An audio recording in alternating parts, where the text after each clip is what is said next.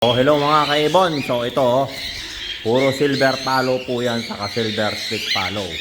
So ayan, kung naghahanap po niyan, alam niyo na kung magkano po yung presyo niyan. So hindi po budget meal po ang mga silver palo na sabi ko na po yan sa una kong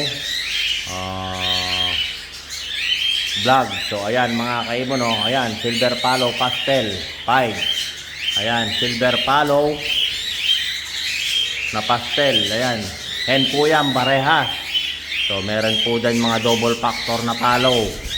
Kak po yan, tatlo na yan. Double factor na tatlo po yan. So ayan, nakita nyo po mga kaibon, no? Tatlong double factor. Ayan, magkakatabi. So ito kasama na. Single factor po yan, no? Single factor na palo. Ito po. So sa apat na yan ay puro palo, double factor. Itong tatlo, itong isa single factor, yung nasa dulo. So ayan mga kaibon, napakagandang mga ibon. So ayan, mga naghahanap po ng single factor na palo. Ayan na po sila, oh, ang dami. So ayan, oh, ang dami po. So alam na kung magkano yan. So alam na kung di budget meal po yung mga yan. Mga kaibon, sinasabi ko lang po, alam na niya na kung magkano yung presyo niyan, oh. Double factor, oh. Napakagandang double factor. So ayan, oh, palo double factor mga kaibon. So alam nyo na yung mga presyo na, no? Mga double factor, oh. Oh, ang gaganda, oh. Saan ka pa mga kaibon, double factor. Oh, ito, double factor saka single factor na pastel. Ayan, oh. Oh, napakagandang pair. Ayan, oh, dalawa na yan, oh. Yung pastel na yan, oh.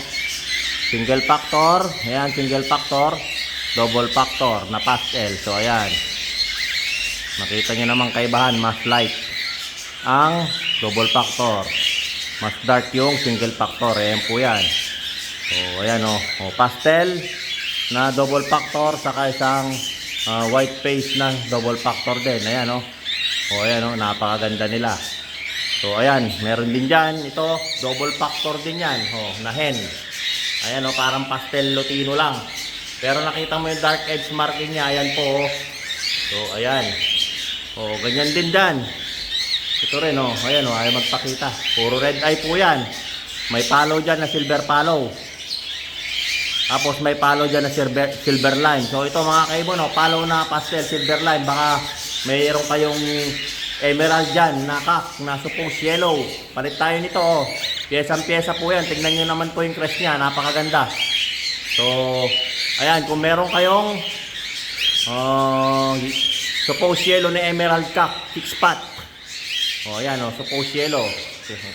Ito po ay palo na pastel si silver line. Ayan po, ayan. Palit po tayo niyan. So, lahat po na nandito. Ayan mga kaibon, lahat po na nandito ay silver palo saka palo silver line. May silver dyan, split ng palo. May palo dyan, silver line. Kaya nito, palo na silver line pa.